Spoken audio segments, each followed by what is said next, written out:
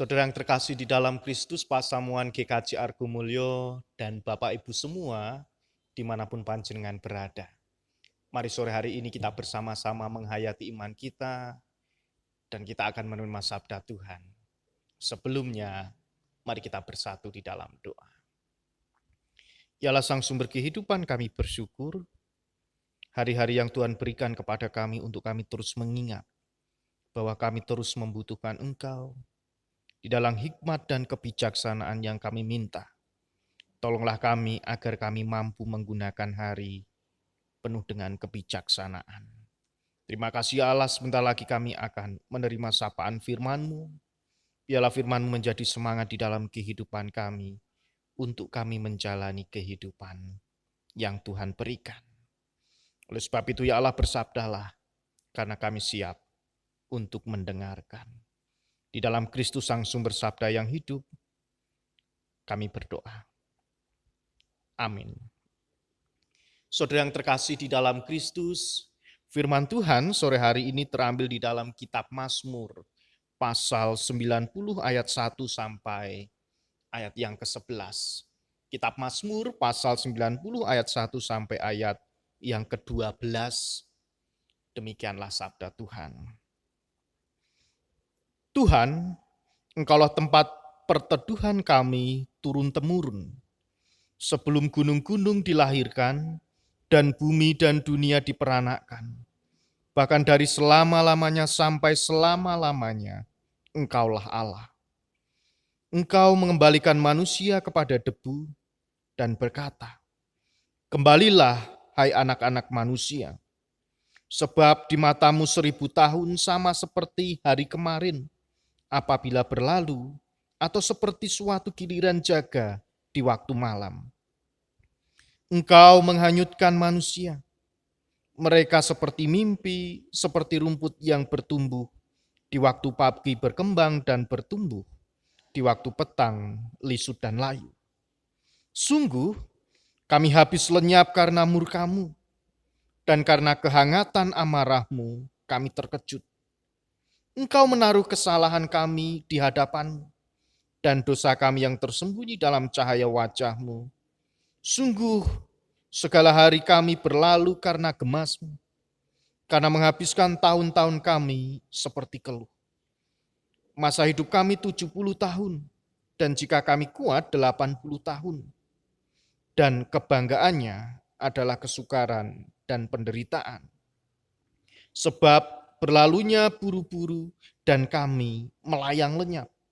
Siapakah yang mengenal kekuatan murka-Mu dan takut kepada gemas-Mu?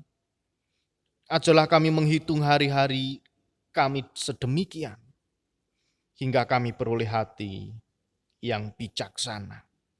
Demikianlah sabda Tuhan. Yang berbahagia kita semua yang menerima sabda Tuhan serta merenungkan dan juga melakukannya di dalam kehidupan kita sehari-hari. Haleluya. Ibu, bapak, dan saudara yang terkasih di dalam Kristus, Pasamuan GKJ Argomulyo dan bapak ibu semua dimanapun panjenengan berada. Tidak terasa, sebentar lagi kita akan mengakhiri tahun 2020. Sekarang sudah di bulan November, bulan depan sudah Desember, dan di penghujung tahun tentunya banyak sekali hal yang sudah kita alami. Tentunya kita juga dapat menghitung seberapa banyak hal yang membuat kita menjadi bahagia, dan juga berapa toh sebenarnya yang sudah kita hitung yang membuat kita merasa sedih, kecewa, dan bahkan merasa kehilangan harapan. Dan bahkan selama tahun 2020 ini kita terus bergumul dengan adanya pandemi COVID-19. Tahun 2020 seakan-akan berjalan begitu cepat. Dan kita dituntut untuk merefleksikan kehidupan kita. Sudahkah hari-hari yang kita nikmati, hari-hari yang Tuhan berikan di dalam kehidupan kita, sudah kita gunakan dengan baik? Nah, ibu, bapak, dan saudara yang terkasih di dalam Kristus, setiap hari adalah hari baru, dan satu hari hanya dapat kita jalani satu kali saja. Tidak akan terulang. Satu hari itu hanya dapat kita jalani satu kali saja. Kemudian hari tersebut akan berganti dengan hari berikutnya yang mungkin sama waktunya, namun mungkin akan berbeda situasi dan bahkan keadaan yang akan terjadi. Oleh sebab itu hari yang lalu sudah menjadi masa lalu dan tinggal kenangan yang akan kita rasakan. Hari ini merupakan sebuah anugerah yang merupakan kesempatan. Sedangkan hari-hari yang akan datang itu merupakan pengharapan yang akan Tuhan berikan di dalam kehidupan umat manusia. Oleh sebab itu ibu bapak dan saudara yang terkasih, kitab Mazmur tersebut membicarakan bagaimana kita bisa melihat hari yang kita jalani. Kita hitung hari-hari yang sudah kita lewati. Seberapa besar kasih Tuhan di dalam kehidupan kita masing-masing. Oleh sebab itu, bukan supaya hari-hari tersebut berlalu dengan cepat, tetapi agar manusia lebih bijaksana menggunakan waktu yang Tuhan berikan di dalam kehidupan kita. Kita tidak dianjurkan untuk menghitung, wah ternyata cepat, ternyata lama. Tetapi kita diingatkan untuk menghitung seberapa besar anugerah, pertolongan dan berkat di dalam kehidupan kita yang sudah Tuhan berikan agar kita bisa melihat kembali bahwa Tuhan itu benar-benar menolong di dalam perjalanan kehidupan kita. Nah, ibu bapak dan saudara yang terkasih di dalam Kristus, mengapa pemazmur memohon agar dapat menghitung hari? Pasti ada alasannya. Karena pemazmur mengakui bahwa Tuhan Allah menjadi tempat perlindungan di dalam kehidupannya ketika mengalami masalah ataupun ketika di dalam kehidupannya. Pemazmur mengalami sukacita di dalam perjalanan kehidupannya. Pemazmur mengakui bahwa Allah itu adalah tempat perlindungan yang nyaman.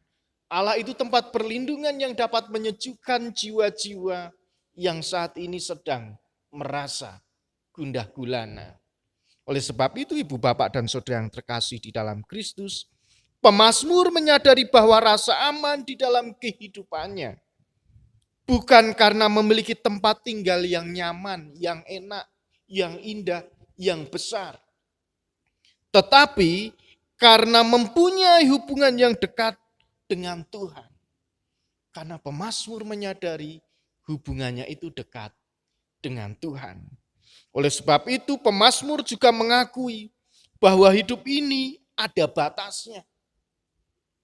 Ada waktunya, ada masanya. Hal itu yang harus disadari oleh manusia. Bahwa segala sesuatu yang ada di dunia ini tidak akan kekal atau abadi. Oleh sebab itu digambarkan seperti debu dan rumput yang mudah lisut dan bahkan mudah layu. Inilah keadaan yang akan dialami manusia. Oleh sebab itu pemazmur mengingatkan di dalam kehidupan kita. Hidup kita ini ada batasnya. Hidup kita ini ada waktunya. Hidup kita tentunya harus dipergunakan dengan baik. Karena seperti debu dan bahkan seperti rumput akan mudah lisut dan layu. Karena kita tidak abadi.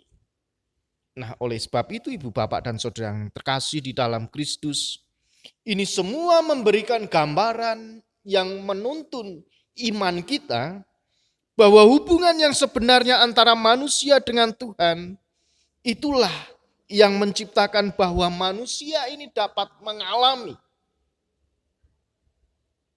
yang namanya pengharapan, manusia mengalami yang namanya kelegaan, manusia mengalami yang namanya hidup penuh dengan syukur.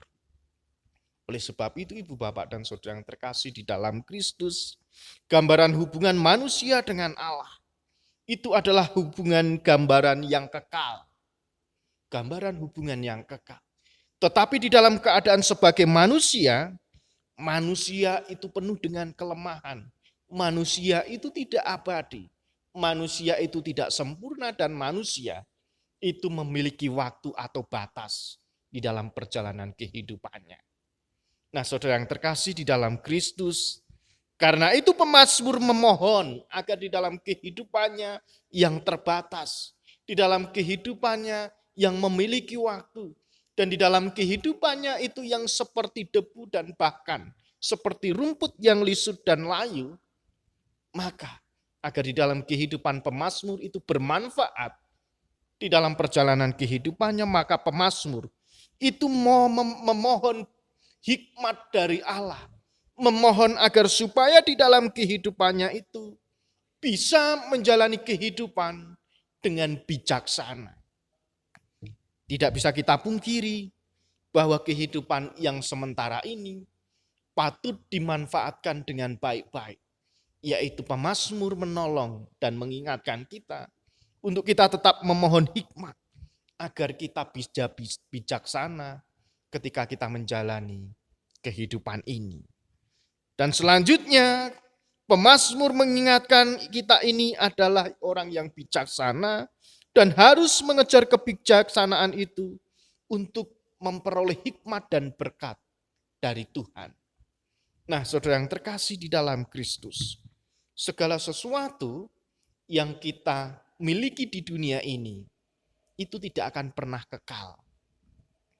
Ketika manusia memohon hikmat agar bisa bijaksana di dalam kehidupannya, maka dari hikmat dan kebijaksanaan yang dimiliki manusia itu akan menimbulkan sebuah peristiwa, menimbulkan sebuah pikiran, akan menimbulkan sebuah tindakan dan ucapan yang akan langgeng, yang akan terus diingat oleh orang-orang yang pernah mendengarnya. Oleh sebab itu, ibu, bapak, dan saudara yang terkasih di dalam Kristus, maka hikmat agar kita bisa bijaksana itu yang harus kita kejar ketika kita menjalani hidup. Walaupun tubuh kita ini tidak abadi, maka segala sesuatu yang sudah kita ucapkan, kita pikirkan dan kita lakukan karena hikmat yang berasal dari Tuhan yang akan membuat kita tetap abadi, akan membuat kita tetap langgeng, akan membuat kita tetap diingat dan akan terus diperingati dan bahkan bisa menjadi teladan di dalam kehidupan kita, di dalam keluarga dan bahkan di dalam kehidupan bergereja. Oleh sebab itu, ibu, bapak, dan saudara yang terkasih di dalam Kristus, manusia itu seringkali merasa dapat mengendalikan atau bahkan dapat merancang waktu yang diberikan oleh Tuhan. Karena adanya teknologi, perkembangan zaman selalu cepat, segala sesuatunya dapat diciptakan, dapat dibuat. Itu terkadang membuat manusia itu merasa sombong, membuat manusia merasa memegahkan diri. Bahwa di dalam kehidupannya manusia bisa memprediksi, manusia bisa menciptakan dan bahkan merancang waktu yang kita miliki. Kita sering juga berpendapat atau memiliki pandangan bahwa waktu kita untuk hidup masih panjang. Wah, isih suwe, isih nom. Waktu masih panjang. Karena usia rata-rata di dalam kehidupan, khususnya masyarakat Indonesia itu menurut kesehatan 60-70 tahun. Itu rata-rata usia manusia. Dan bahkan digambarkan di dalam pemazmur pun sama. 60 tahun. Kalau masih kuat, masih ditambah lagi 1 tahun. Atau sampai 10 tahun dan 70 tahun jumlah usia yang kita miliki. Oleh sebab itu, ibu, bapak, dan saudara yang terkasih di dalam Kristus, kesempatan itu terkadang terbuang dengan sia-sia. Kesempatan itu terbuang dengan percuma. Karena kita merasa bisa mengendalikan keadaan. Karena kita merasa bisa mengendalikan situasi. Dan akhirnya kita menjadi teledor. Bisa merancang usia kita. Wah, masih lama usia kita, masih muda, masih panjang. Belanda masih jauh. Hal itulah yang terkadang membuat kita menjadi lupa. Dan kita bisa terjebak dan akhirnya kita jatuh. Nah, saudara yang terkasih di dalam Kristus, hal inilah yang membuat kita lupa bahwa waktu ini bukanlah milik kita lagi. Waktu ini adalah milik Tuhan. Maka jadi pertanyaan untuk kita semua yang akan kita renungkan. Sudahkah kita menggunakan waktu itu dengan bijak? Sudahkah kita menggunakan waktu itu untuk kebaikan Tuhan dan kebaikan bersama? Maka tidak bisa dipungkiri, segala sesuatu yang kita pikirkan, kita ucapkan dan kita lakukan, itulah yang akan memperlihatkan apakah kita sudah menggunakan waktu hari-hari yang Tuhan berikan secara baik dan bijaksana atau belum. Mari kita berefleksi, bertanya kepada diri kita masing-masing, agar di dalam kehidupan kita ini bisa mempertanggungjawabkan hari yang sudah Tuhan berikan. Karena ibu bapak dan saudara yang terkasih, jika kita selalu waspada dan kita tidak lengah, maka kita mampu dan bisa memanfaatkan waktu atau hari itu untuk kemuliaan nama Tuhan. Kita harus bertanggung jawab menjalani hidup sepanjang waktu yang diberikan Tuhan. Sebab waktu yang kita jalani itu terus bergerak maju menuju kepada kekekalan. Dan hidup yang kita jalani sekarang ini tentunya memiliki dampak kepada kekekalan yang nanti akan kita nikmati. Oleh sebab itu ibu bapak dan saudara yang terkasih di dalam Kristus, tahun 2020 itu berjalan begitu cepat. Dan bahkan saat ini tinggal 1,5 bulan lagi kira-kira kita masih diberikan kesempatan menikmati tahun 2020. Sudahkah kita menggunakan waktu itu dengan bijaksana? Tentunya di dalam tuntunan dan pertolongan Tuhan. Karena kita ini ada batasnya. Kita ini ada masanya. Jangan sampai kita merasa jumawa. Jangan merasa di dalam kehidupan, wah, saya bisa mengendalikan sesuatu. Saya bisa meramal, saya bisa merancang. Akan terjadi sesuatu hal di depan. Itulah pikiran manusia. Tetapi sewaktu-waktu, usia kita, umur kita, waktu yang Tuhan diberikan kepada kita, sewaktu-waktu bisa selesai. Sewaktu-waktu Tuhan bisa memanggil kita. Sewaktu-waktu Tuhan bisa juga menolong di dalam kehidupan kita. Oleh sebab itu ibu bapak dan saudara yang terkasih, monggo kita merefleksikan kehidupan kita bersama dengan keluarga. Sudahkah kita memberikan yang terbaik untuk keluarga? Sudahkah juga kita memberikan yang terbaik untuk gereja kita? Melalui diri kita masing-masing terlebih dahulu. Kalau kita bisa menghargai diri kita, bisa memperlakukan diri kita juga dengan bijaksana, maka kita pun juga akan dipermudah atau memudahkan kita untuk memberikan yang terbaik kepada keluarga kita dan bahkan kepada gereja dan bangsa. Selamat menghitung hari dengan bijaksana. Kiranya kita terus diingatkan. Hari ini adalah milik Tuhan yang harus kita nikmati. Yang sudah berlalu menjadi kenangan, menjadi sejarah. Hari ini adalah kesempatan. Dan hari esok adalah pengharapan.